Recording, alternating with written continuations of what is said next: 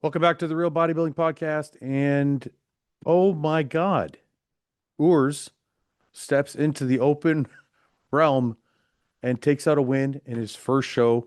He's qualified for the Olympia, and that is awesome. Congratulations to Urs, a good friend. He's always been really fun to hang out with and be around. So, Urs, congratulations from me personally on your Olympia qualification. But without me being in the way, let's take a look at what happened. This is the confirmation round. Let me just start this over for you guys. This is them coming out. Here's Urs looking great. Mark Hector looking great. Look a little drier here. Everybody here looks awesome. They're all in their game. But if you see what I'm looking at here, Urs just carries a lot of muscle. He's really packed on this frame. And I think people say, oh, wait till you see what he does with an off season. I think he's been doing it. I think he's been packing on this muscle all along. But the thing is, he's restricting himself every time it comes to diet time, to show time, and he's peeling 40 pounds of this off to get on stage. So without that hindrance in the way of trying to trying to pull back every year, how much further ahead will he be? Like, this is phenomenal. So let's say he doesn't have to lose 30 pounds of muscle next year or this year. How much bigger is this next year? And that's what's really exciting about it. Like, this is going to be something really exciting to watch for all of us. I think Urs and Stefan, his coach, know his potential and know where he can go. And I think a lot of us also see it. And I think that's why it's so exciting. We see a lot of these classic guys. We'll just stop this for a second. We see a lot of these classic guys with phenomenal shape.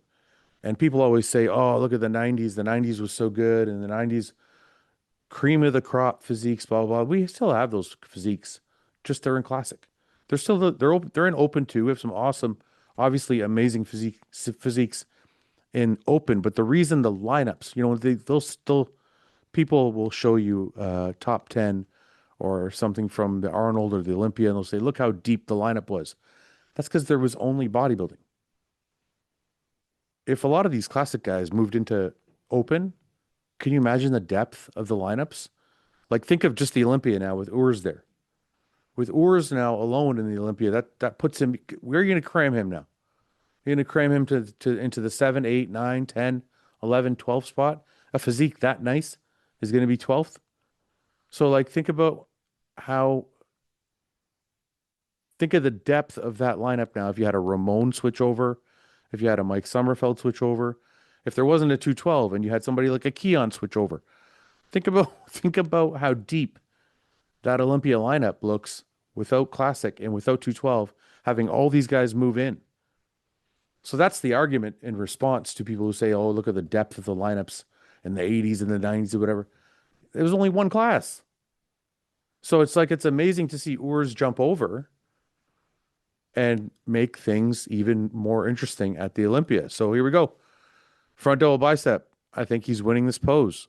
He is carrying the most muscularity and has the best shape and best condition in this pose. Structure wise, obviously, Quint has the largest structure on the stage, with obviously Sergio and Mark Hector following, but Urs has the most muscle packed onto his frame, or what looks like, anyways. Um, and the other thing about Urs is coming from Classic. I feel like he's learned to present his physique better, and he shows off his muscle. Like, the reason I say that is Mark Hector has a ton of muscle, but I feel like it's not being presented in the way he could show it best.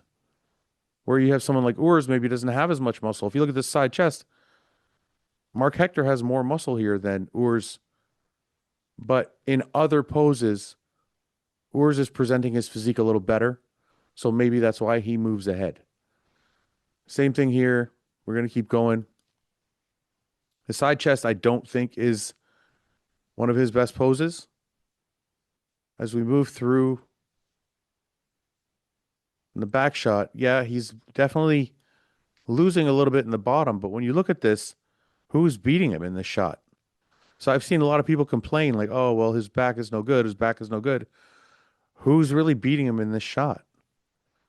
Because the best back up here, you see like Mark Hector's got a really nice back delta bicep. Matthias, it's a nice up back delta bicep as well, but kind of small. Mark's good, but maybe the condition's not as good. Sergio's posing. He's really pushing his mid back out here, and he's flattened out his back, so it doesn't look as good here. Lewis is not in the shot, so I can't comment, but I think Urs is presenting his back delta bicep the best here. Maybe Quint you could make an argument for him, but the thickness here is what you're looking at. I can see the argument of why Urs won this show. And I think presentation has a lot to do with it. So, some of these open guys are going to be put on notice. If you can't present your physique well, these classic guys are going to come in to the open with already a huge emphasis on presentation, and they're going to have a notch up on you. As we move through the shots here, we get to the side tricep. I don't think the side shots is where Urs won this show. If I had to say, I think, Mark Hector's side tricep looks better here. Quint's looks better here. He still needs a lot more thickness. Like if you look at the shoulder density on a Mark Hector or, even a Lewis Breed, or if you look at the side of the leg on Quint here, it's very close. I want to know what the points were, because it couldn't have been a big, I wonder if it was straight shot, like everybody thought it was him, or if there was some disagreement there. Because I can see some shots here being called for Quint, but overall, it's just, you know what it is? It's not even like a shot. It's not even like you're picking out body parts. It's just the overall density of his physique, plus the conditioning and the shape, is kind of pulling him ahead. And the legs have a big part to play in that. His legs are phenomenal. Yeah, I'm really curious to see what the points were, but here he is being crowned first.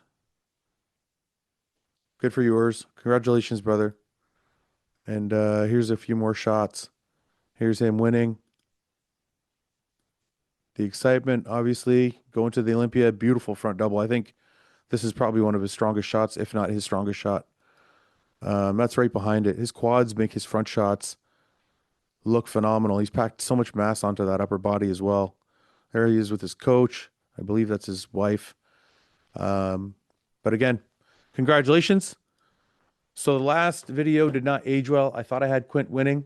I thought the overall structure of Quint, his size, would be enough, but I think Urs' density of the muscle, the thickness of the muscle bellies, looked so impressive on stage. It was too much for Quint, and I think that's why he pulled ahead. Amazing. Olympia time. I don't know where he fits. I don't think he fits into that top 6. I don't know if you put him next to Martin and Andrew. I don't know if he pulls ahead of those guys. I don't know if he has the thickness. That's a really interesting call out. And then you got to see, does his height and overall build beat people like William Bonac, who's a little smaller structured, compact, Brandon Curry, Akeem,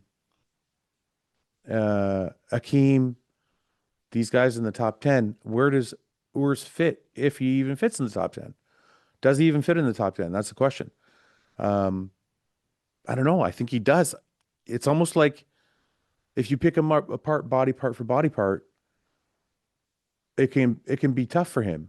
But when you see him stand there side by side with these guys, he's a big guy that carries a lot of mass and a lot of muscle, and looks like he fits into that top 10, to be honest with you. So I'll have a full discussion with the boys on the podcast. Check me out there. And until then, thanks for watching. We'll see.